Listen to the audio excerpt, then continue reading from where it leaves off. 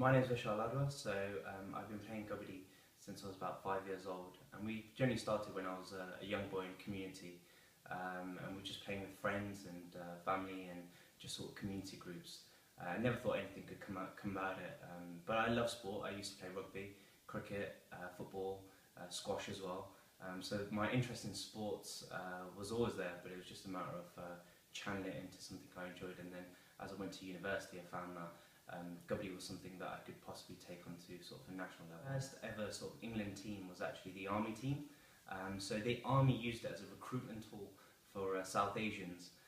So our coach Ashok Das, he actually went to the army. Okay, this would be a great sort of fitness training sort of tool. And they were like, let's take it to international. So the England team was initially the army team, but due to tours and sort of commitments in the army, they couldn't really sustain it. So they were looking at a sort of grassroots movement, build it up to a proper level, and that's where we kind of came in. The way Kabbadi started was actually in India, or the subcontinent, and they used to just play it in the fields, and it was just used to be one of those things where a few of them would get together, and it was one of those popular sports.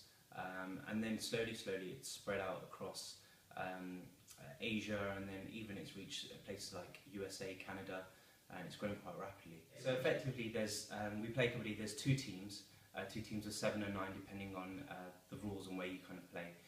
So each team sends one person to the other side to try and holds his breath, saying Kabbadi, Kabbadi, Kabbadi, Kabbadi, and he has to go to the other side and try touch either one or as many people as possible, and come back with that one breath and reach back to his other side. And the other team have to basically tackle him and keep that raider that comes into the side from reaching, either touching someone or going back with one point, and then you take turns accordingly back. So it's scored via points? Yeah.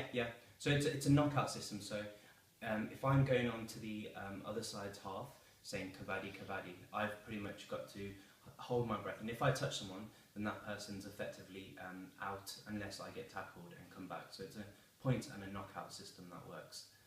So you can get revived back in if the other team then go get a point, basically.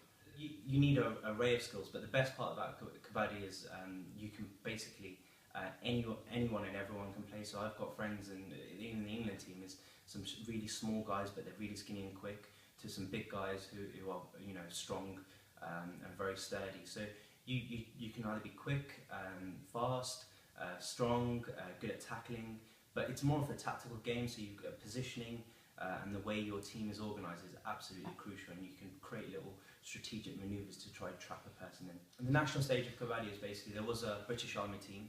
Unfortunately, due to sort of tour commitments and army commitments, they couldn't sustain that. So generally, we were kind of, from the university platform, we created a team, a squad of about 15 to 20 people who were generally the best across the university sort of level, and they were brought in. So the team's only been up and running for about a year now. So very fresh, very new. We had a period of about 3 months where we trained quite aggressively, building up to the World Cup. But it was supposed to be in India, but due to the bombings in India and Hyderabad, it got postponed. So touch wood, in March this year we'll start. We'll hope, March to May, it'll be rearranged again and we can play. And it's the women's team who are quite prolific in the sport, which is actually the army team. So they've actually made their team together, and even they love the sport so much that it's more so not just army anymore. It's everyone that's comes about. So people that they try to get as many people involved as possible. So they actually got to the semi-finals in the World Cup last year, and they've just received some great coverage. They even got invited to the House of Lords for a celebration for it. So they've done really well, and in fact we're sort of in the shadows of the women's team, which is a great thing. But that's the best part, because the thing about Kabbadi is our team is predominantly South Asians or Indians, British Indians that play, whereas the women's team is white European women, like British women that are playing, which is fantastic, which is great. The sport's just reached, and they're in fact bringing it into schools, trying to set it up into club levels, which is fantastic. So they've taken an immense lead on that, and we're sort of following, and we take that. We get a minimum sort of thing, but it's not a lot. We try to get our money from sponsorship or corporate companies that are looking to help us out. As I say, like, because of the women's sort of prolificness, we kind of we piggyback off that. So any sort of funding we get is very limited, but we try to get corporate sponsors in to try help us. But that's the only real funding we get, and to be honest, we pay for a lot of stuff ourselves. So all the training sessions we pay for ourselves, transport because we train at Aston University, we have to pay for that ourselves, and even accommodation we kind of have to pay for ourselves on that front. So have you been abroad?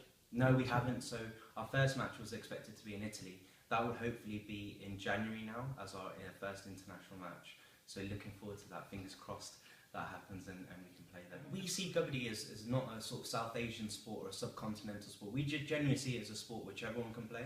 And that's why when the passion when I was younger, we wanted to take it to universities and get everyone involved. So in fact, the Kabbadi on the sort of university scale is quite young.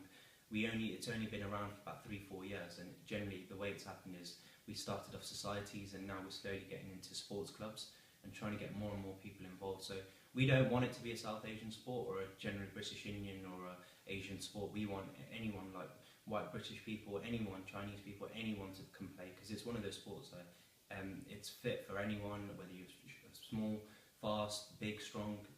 It's all about getting involved, really. Basically, we're going to keep growing the grassroots foundation and build that up to the extent where we're currently on 6 university teams at the moment. We want to try to get that to 10 in about 2-3 years. And so and then hopefully that transfers into sort of England A and England B team. And then we continue with international matches, possibly like with America, Canada, Italy, Denmark and those kind of countries, and hopefully challenge for the sort of the larger titles, because the subcontinent teams are dominant. So Iran, Pakistan, Japan are huge teams, and we want to compete for and be on their sort of level. And funding permitting, we can grow to a big sport. And in fact, the sort of 5-year plan is we're on 42 teams at the moment. If we get to international teams, if we get to 50, you can officially bid for Olympics. So in about, and I know the Olympic process is about 10 years, but hey, if we can start now, then hopefully in 10 years, touch wood, you never know, in 10 years time we could be in the Olympics. I'm not saying I will still play, but either way I want to be part of that process, and even if I can coach in it, that'd be absolutely amazing. So looking forward to it.